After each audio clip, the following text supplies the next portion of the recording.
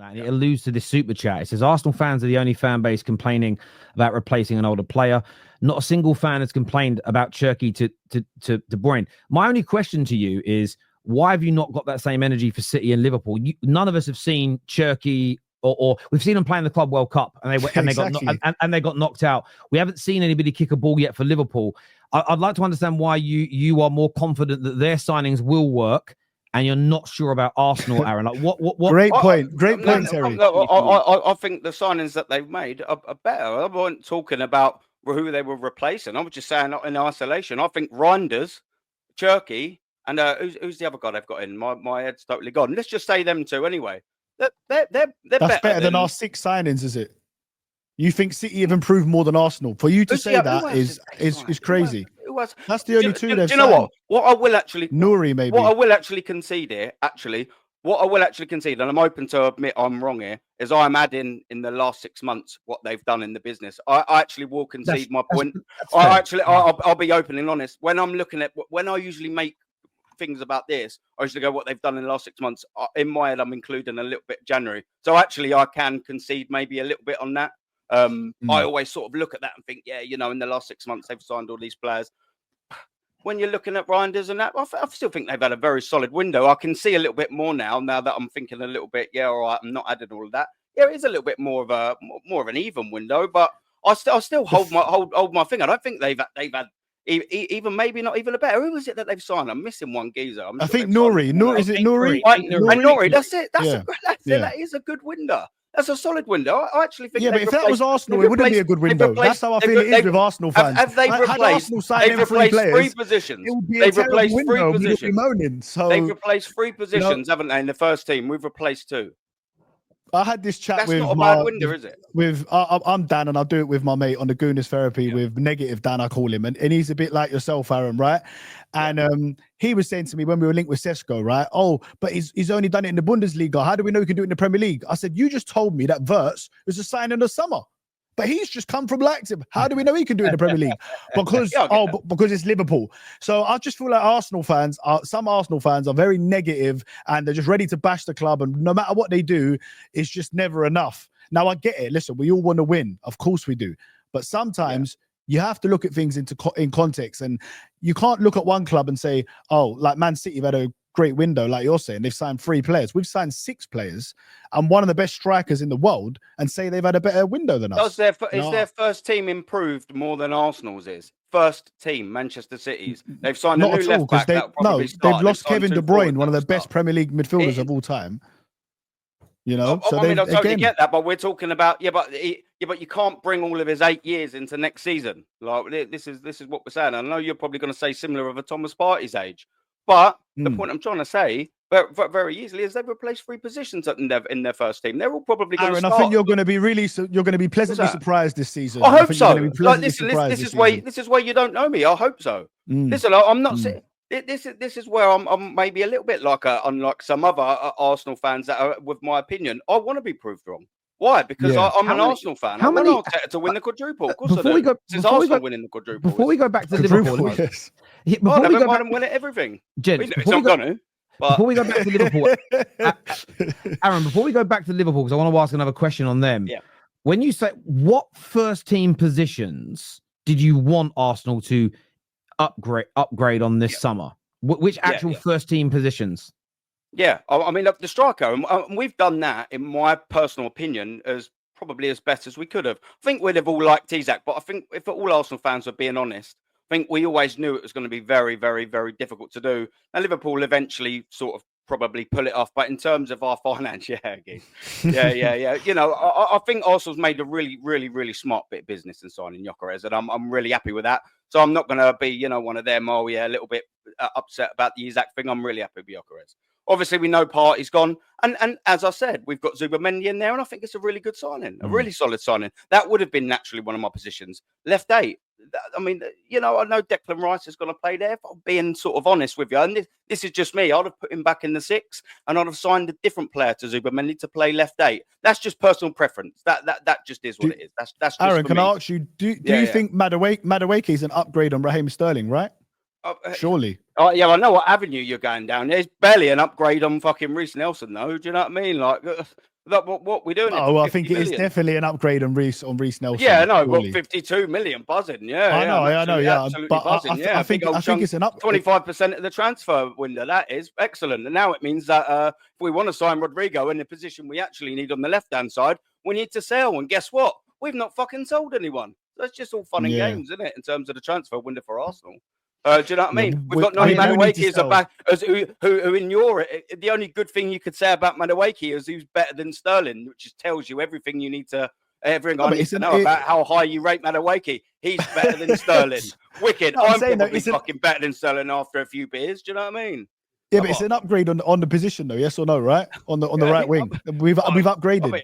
I mean, yeah, I suppose if it hinders an actual upgrade in left wing where we really need in terms of starting, then it's an issue, isn't it? Do you know what I mean? I'm as positive as you can be, but I fully agree. Martinelli, you know, I've given up. Yeah. Sadly, I've given up faith with him, and I think he could be a good player. You're so toxic and negative. How dare you give up on a player? Just support him. I think he should stay at the club because I think he's young, and I feel like even if he's not playing, he'll put his head down and he won't strop and stuff. So I think Martinelli, I would keep him at the club, but 100% agree with you. We need an Eze or Rodrygo. Let me ask you, Aaron, would you rather Eze? Who would you choose? Who would you choose if you had to have one? Rodrygo every single day of the week and 5 times on Sunday, and I'll tell you why. Because even though I do really rate Eze, I do. I like him. I'd love him at Arsenal Football Club.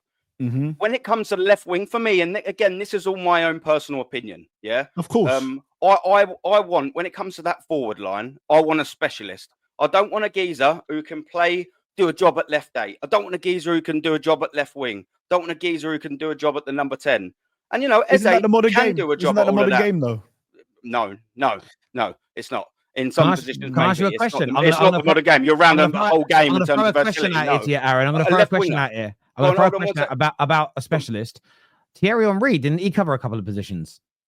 What was that when we bought him as a left winger and instantaneously after a couple of weeks change him into a striker? I asked you that as a question because what he still did when you watch these games is he still drifted out into those wide areas and helped. And I think that we get very 7 headers. Yeah, but he wasn't a number 9. That's different between. So Thierry Henry was a number 10 and a left 8. Hang on, let me finish. We're skewing all the way. No, we're not skewing anything. If you let me finish, please, Aaron, because It's not about trying to catch you out. It's about. I know it's not, but yeah, I know.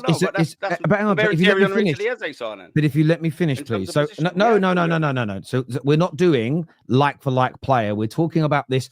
I think this overused word currently when we talk football is specialist, and there are specialists. Gyökeres is a specialist. Ugarte for Man United is a specialist, sort of ball-winning central midfield player. He isn't an all-rounder, as an example. Well, no, I don't think he is. I think he's somebody who wins the possession back and moves the ball on, basically. But he's not a sort of an all-rounder in that way. There are specialists. I actually think that when it comes to someone like an Eze, by the way, I think Rodrygo is amazing. I don't think you would. It's about, is he starting left or is he starting in the middle? I think it's about where can he pick the ball up and where can he play. And with the way football, so no one has a position then, basically. No. They do. Hang on. Please let me finish. Aaron, please let me finish. Roam all around the place. No, Aaron, no, it's not about that. Please let me finish. It is about having a position, but I think we are all too often sort of married to what the formation looks like when you put it up on the screen. And I'll give you an example. When you look at the graphics of Man United's formations, typically since Bruno's been there, you look at Man City's formation on the screen and you look at Arsenal's. Bruno Fernandes was not shown on the screen as playing in the same position as KDB or Odegaard. But when you look at their heat maps, so the positions they take up on the pitch, where they touch the ball, where they're playing the majority of their attacking or forward passes from, you would think they were all playing in identical positions. I think and I get why you want a specialist, but Rodrygo will also do this. He won't be hugging that touchline and just staying out wide on the left-hand side. He will also be coming in central, because sometimes you want fullbacks and the left 8 that you spoke about overlapping. Sometimes you want them coming on the inside, and the modern day phrase is inverting, because what you want in your attacking patterns is versatility, so you're not easy to defend against. So yes, it's important to have specialists, but I actually think teams don't need more than and you could probably put the goalkeeper as one of these. He's a specialist. I think you need 3 or 4 out and out specialists that are good at one particular thing. And I'm trying to name that as my left winger. Outside of that, and that's good. But I think Eze would be a fantastic piece of business for you as well. By the way, I think you'd be absolutely. I think you will see Elise level upgrade. We know when Elise went to Bayern, and then you saw a different level. I think if you put Eze around the quality that Arsenal has, I think you get a combination of that left winger you want and that left 8 that you want. And I think you get that in various games, or even both of those things. I think you get both of your problems answered in one player there. If you get Eze, if Odegaard gets injured, then suddenly he can slip in, which is perfect. In a modern game, I want a player that can play 1 or 2. I don't want a guy who's just strictly one position, unless it's the striker like Gökçe is, like you said. With Eze, I think for one, he's Premier League proven. He's just scored in the semi-final and the final, right, of the cup. So he's scoring in big games. He started on the left in the semi-final and the final, right? Scored in both of them.